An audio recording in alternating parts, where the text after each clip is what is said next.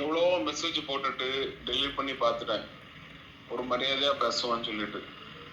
ஆனா எப்படினாலும் இதை இதுக்கப்புறம் மரியாதையா பேச முடியாது. அதாவது உங்க அக்கா இறந்து ஒரு வாரத்துக்குள்ளால அவனுக்கு போன் பண்ணி ஜோயல்கிட்ட உங்க அக்கா நகைய காணலன்னு கேட்க பத்தலாம். இதுக்கு வேண்டிதான் உங்க மாலாக்கா எங்களை கார்டியனா போட்டிருக்கு. புரிஞ்சா? ஏன்னா இதை விட எதுவுமே கிடையாது. இதை விட எதுவுமே சொல்ல முடியாது. ஏதோ அவங்க கடைசி நேரத்துல அவங்களுக்கு தோணி இருக்கு, அதனாலதான் அந்த கார்டியனா எங்களை போட்டது. ஏன்னா ஒரு வாரத்துக்குள்ளாலே அவனை போன் பண்ணி இங்க நகை இல்ல, நீங்க எங்கெங்க போய் என்னென்ன எல்லாம் விசாரிச்சீங்கன்னு எல்லாம் எனக்கு தெரியும். அங்க ஒவ்வொரு இடத்துலயும் பேங்க்லயும், கேனரா பேங்க்லயும், கேனரா பேங்க் இல்ல ஐஓபிலையும் எல்லாத்துலயும் நீங்க பண்ணது எல்லாமே எனக்கு தெரியும். ஏன்னா இதுக்கு வேண்டிதான் எங்களை கார்டியனா போட்டது. அது உங்க நகை கிடையாது, அது உங்க அம்மா நகை கிடையாது, உங்க அப்பா நகை கிடையாது, அது மாலாக்காக்க நகை.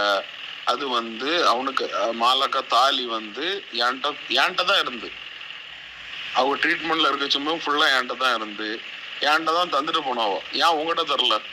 நீங்க ஆஸ்பத்திரியில தானே இருந்து, ஏன் உங்ககிட்ட தரல? ஏன்னா அது என்கிட்ட சொன்னாவோ, இத ஜோயலுக்கு தான் போனோம் அப்படின்னு சொல்லி. அதனால அது என்கிட்ட தான் இருக்கு, அவனுக்கு தான் போகும். இது மட்டும் இல்ல, மாலாக்காக்க ஒவ்வொரு கம்மல் வரைக்கும் அவனுக்கு தான் போகும். அதை நீங்க வச்சிருக்கலாம், இப்போ நீங்க என்னவும் பண்ணலாம், ஆனா எல்லாமே அவனுக்கு தான் போகும். அவனுக்கு ரைட்ஸ் என்னவோ அது அவனுக்கு போகும். நான் கூட கொஞ்சம் விட்டுறலான்னு பார்த்தேன். சரி, ஏன்னா எனக்கே அவ்வளவு சொத்து இருக்கு, ஜோயலுக்கு நான் பாத்துக்கலான்னு பார்த்தேன். ஆனா அப்படி விட மாதிரி தெரியல. இப்போ ஒவ்வொன்றும் அவனுக்கு வரக்கூடிய ஒரு புடி மண்ணைய நான் வாங்கி கொடுத்துட்டு தான் போவேன். அவனுக்கு வர வேண்டிய எல்லாம் அவனுக்கு வரும். அது நான் எப்படி பண்ணுமோ லீகலா நான் பண்ணிக்கிட்டேன். ஏன்னா லீகல் கார்டியன் நாங்க தானே. எப்படி நான் அதை அவனுக்கு கொடுக்கணுமோ நான் கொடுத்துக்கிட்டேன். நோண்டி விட்டுட்டு நான் இனி விட மாட்டேன். ஓவரா நோண்டக்கூடாது.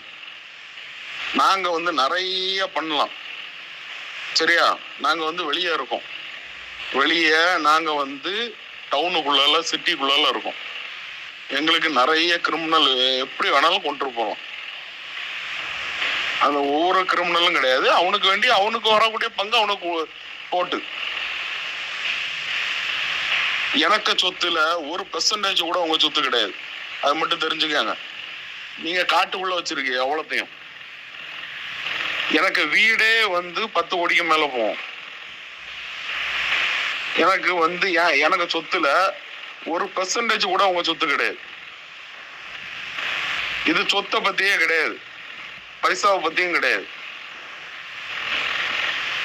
நான் எல்லாத்தையும் விட்டுலாம் தான் இருந்தேன், ஆனா இனி விட மாட்டேன்.